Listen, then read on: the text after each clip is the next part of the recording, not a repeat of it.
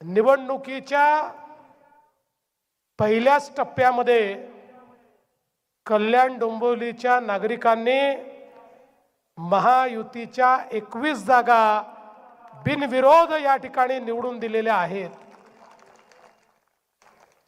अर्थात यामुळे काहींना पोटदुखी देखील झाली आहे,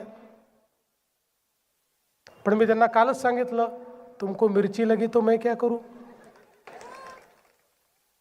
आता जर तुम्हाला या ठिकाणी उमेदवार मिळत नाहीये आणि या कल्याण डोंबिवली महानगरपालिकेचा विश्वास, इथल्या जनतेचा विश्वास हा जर या ठिकाणी आमचे एकनाथराव शिंदेजी आणि रवींद्र चव्हाणजींवर आहे आणि त्यामुळे ते जर आम्हाला बिनविरोध या ठिकाणी निवडून देत आहेत, तर तुम्हाला काय एवढं दुःख होतं।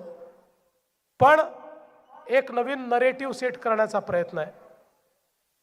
भाजपा जिंकली, शिवसेना जिंकली, महायुती जिंकली की यांना ईव्हीएम दिसतं।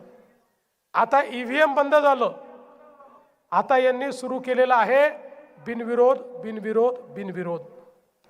बंधू भगिनींनो, देशाच्या लोकसभेमध्ये आजपर्यंत 35 खासदार हे बिनविरोध निवडून गेले, त्यातले 33 काँग्रेसच्या काळात निवडून गेले। त्यावेळी लोकशाही जिवंत होती आणि आता कल्याण डोंबिवलीच्या लोकांनी आमचे 21 लोक बिनविरोध निवडून दिले, तर लोकशाही पायदळी तुडवण्यात आली, लोकशाहीची हत्या झाली।